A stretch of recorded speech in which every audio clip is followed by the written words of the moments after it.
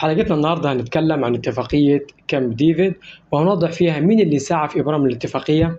وأسباب سعيه فيها، وهنعرف سبب تسمية المعاهدة بالاسم ده، وإيه هي الأسس اللي بتحكم اتفاقية كامب ديفيد، وهنعرف إيه هي أهداف السادات من سعيه لعقد اتفاقية سلام مع إسرائيل، وليه إسرائيل فضلت عقد اتفاقية سلام مع مصر ومش مع العرب كلهم، وهنتعرف على ردود الفعل بعد عقد مصر لاتفاقية سلام مع إسرائيل. وللإجابة على كل الأسئلة دي خلينا نبدأ. معهد بروكنغيس، وده من أقدم مراكز الأبحاث السياسية والاقتصادية في أمريكا، كان أصدر تقرير مضمونه ضرورة اتباع منهج حوار متعدد الأطراف للخروج من مستنقع التوقف الكامل في حوار السلام في الشرق الأوسط بعد حرب 1973.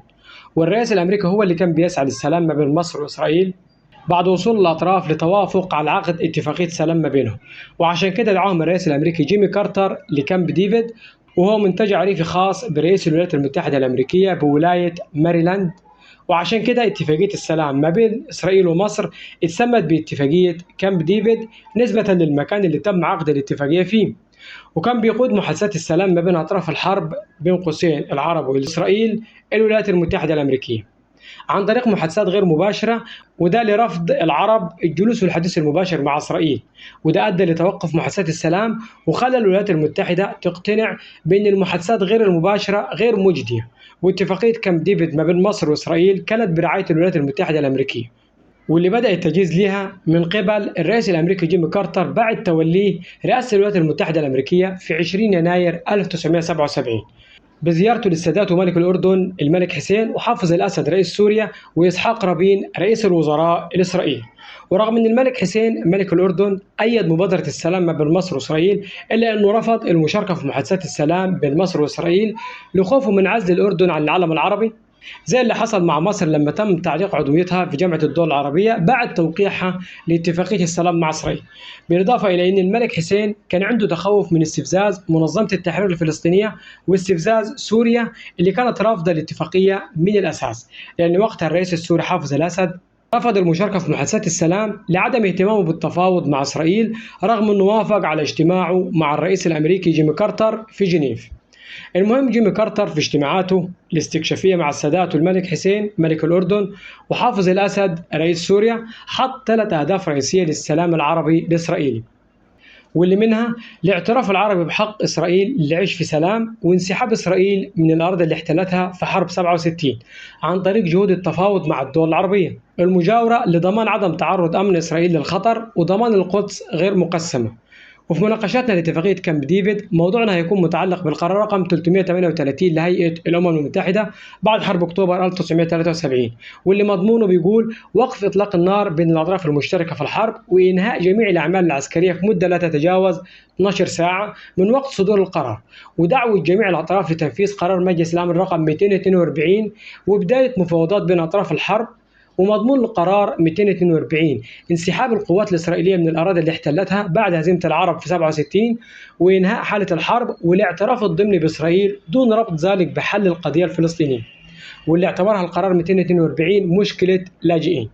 والقرار ده من وقت صدوره هو اللي بيمثل صلب كل المفاوضات والمساعي الدولية العربية لإيجاد حل للصراع العربي الإسرائيلي. ومحادثات ما قبل اتفاقية كامب ديفيد ركزت على 3 محاور، أولها الضفة الغربية وقطاع غزة، والمحور ده استند على أهمية مشاركة مصر وإسرائيل والأردن وممثلين عن الشعب الفلسطيني في المفاوضات. والولايات المتحدة الأمريكية اقترحت إجراءات انتقالية مدتها 5 سنين بهدف منح الحكم الذاتي لقطاع غزة والضفة الغربية، وانسحاب إسرائيل الكامل منها بعد إجراء انتخابات شعبية بالضفة الغربية وقطاع غزة، وإنه على إسرائيل خلال مدة 5 سنين إنها تحدد علاقتها بالضفة الغربية وقطاع غزة والدول المجاورة.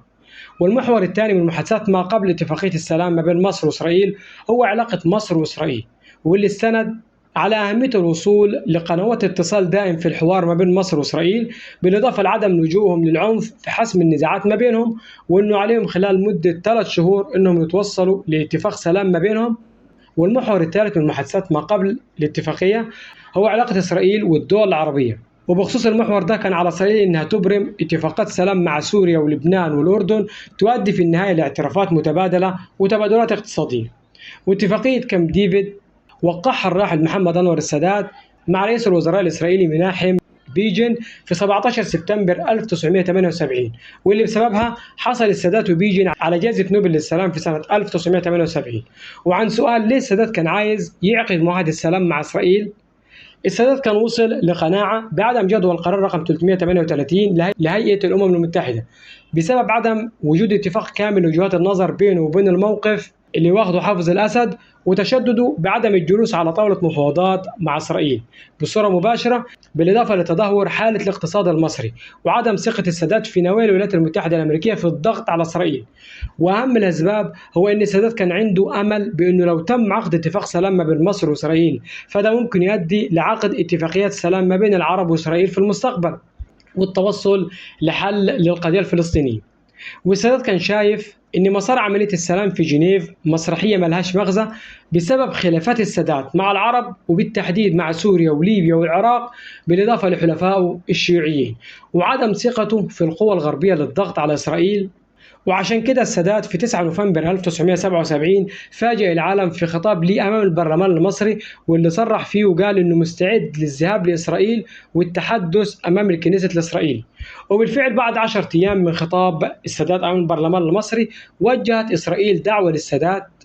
للحضور لإسرائيل والتحدث أمام الكنيست، والدعوة دي كانت عن طريق السفير الأمريكي بالقاهرة. وبالفعل سافر السادات لإسرائيل في زيارة استمرت 3 أيام اتكلم فيها أمام الكنيست عن آراءه حول السلام ووضع الأراضي الفلسطينية المحتلة ومشكلة الفلسطينيين. ومن جهتها الولايات المتحدة الأمريكية كان عندها تخوف من نوايا السادات بأنه يكون بيمد إيده للسلام بهدف استعادة سيناء في أسرع وقت، وأنه يكون عنده النية لتنحية المشكلة الفلسطينية. والسادات بوصوله لكامب ديفيد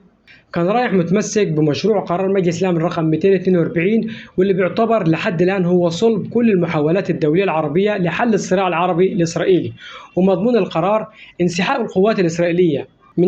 من الأراضي اللي احتلتها بعد هزيمتها العرب في 67، وإنهاء حالة الحرب والاعتراف الضمني بإسرائيل دون ربط ذلك بحل القضية الفلسطينية، واللي اعتبرها القرار مشكلة لاجئين. والإسرائيليين كانوا مقتنعين بأن السادات عشان يوافق على السلام مش هيقبل بأي وجود لإسرائيل داخل سيناء. وفي محادثات السادات بخصوص اتفاق السلام مع إسرائيل قدم أفكار لحل القضية الفلسطينية بجميع مشاكلها متضمنة الانسحاب الإسرائيلي من الضفة الغربية وقطاع غزة، وقدم كمان حلول لقضية المستوطنات الإسرائيلية. ومن أسباب دخول إسرائيل في مفاوضات سلام مع مصر إن إسرائيل حصلت فيها تغيرات داخلية اتمثلت في فوز حزب الليكود الإسرائيلي في الانتخابات الإسرائيلية سنة 1977، وحزب الليكود كان بيمثل الوسطية وما كانش بيمانع من انسحاب إسرائيل من سيناء، ولكنهم كانوا رافضين رفض تام الانسحاب من الضفة الغربية وقطاع غزة. وده كان على عكس حزب العمل الإسرائيلي واللي كان متولي زمام الأمور في إسرائيل منذ نشأة إسرائيل، واللي كانوا رافضين فكرة الانسحاب أساسا سواء من سيناء أو الضفة الغربية أو قطاع غزة. والسؤال هنا ليه مصر وإسرائيل وافقوا على عقد اتفاقية سلام ما بينهم؟ يقال إن السادات كان بيأمل إن حلف الناتو هيساعد الاقتصاد المصري، وكان في اعتقاد سائد وقتها بأن مصر عليها أنها تركز على مصالحها الخاصة أكثر من اهتمامها بمصالح العالم العربي. والأهم أنه كان في أمل من طرف مصر وإسرائيل أنه لو تم عقد اتفاق سلام ما بين مصر وإسرائيل فده ممكن أنه يساعد في عقد اتفاقيات سلام مماثلة ما بين إسرائيل وجيرانها من الدول العربية والتوصل لحل القضية الفلسطينية. بالإضافة لسبب مهم بالنسبة لإسرائيل واللي كانت شايفة أنها لو خاضت محادثات ثنائية بينها وبين مصر فده هيسهل وهيوفر فرصة أكبر للاتفاق والتوصل لاتفاق سلام ما بين مصر وإسرائيل، بعكس الحالة لو أن إسرائيل دخلت في مفاوضات مع الحلف العربي المجتمع واللي كانوا هيحاولوا يستغلوا حجمهم ويطلبوا طلبات من إسرائيل قد يكون غير مرحب بها من جانب إسرائيل. وفي 26 مارس 1979 وبعد محادثات كامب ديفيد وقعت مصر وإسرائيل معاهدة السلام المصرية الإسرائيلية واللي نصت على إنهاء حالة الحرب وإقامة علاقات ودية بين البلدين، بالإضافة لانسحاب إسرائيل من سيناء وضمان عبور السفن الإسرائيلية لقناة السويس واعتبار مضيق طيران وخليج العقبة ممرات دولية. والاتفاقيات دي تضمنت البدء في مفاوضات لإنشاء منطقة حكم ذاتي للفلسطينيين في الضفة الغربية وقطاع غزة. واتفاقية كامب ديفيد خلقت ردود فعل محلية وعربية على الصعيد الداخلي استقال وزير الخارجية المصري محمد إبراهيم كامل، وده لمعارضته لاتفاقية كامب ديفيد لأنه سماها مذبحة التنازلات، وقال إن ما قبل به السادات كان بعيد كل البعد عن السلام العادل، بالإضافة إلى أن الاتفاقية لم تشر بشكل صريح على انسحاب إسرائيل من قطاع غزة والضفة الغربية، بالإضافة لعدم تضمين الاتفاقية حق الشعب الفلسطيني في تقرير مصيره. وعلى الصعيد العربي الدول العربية عقدت مؤتمر قمة في جامعة الدول العربية رفضت فيه اتفاقية كامب ديفيد وما جاء بها، وتم نقل مقر جامعة الدول العربية من القاهرة لتونس. وكان في جو من الإحباط والغضب في الشارع العربي، لأن الشارع العربي كان لسه تحت تأثير أفكار الوحدة العربية وأفكار جمال عبد الناصر، وخاصة في مصر والعراق وسوريا وليبيا والجزائر واليمن. وتم تعليق عضوية مصر في جامعة الدول العربية في 20 نوفمبر 1979، وفضلت مصر معلقة عضويتها في جامعة الدول العربية لسنة 1989 واستمرت لمدة 10 سنين. ودي كانت أهم في حلقة اتفاقية كامب ديفيد بين مصر وإسرائيل، والسلام عليكم ورحمة الله وبركاته.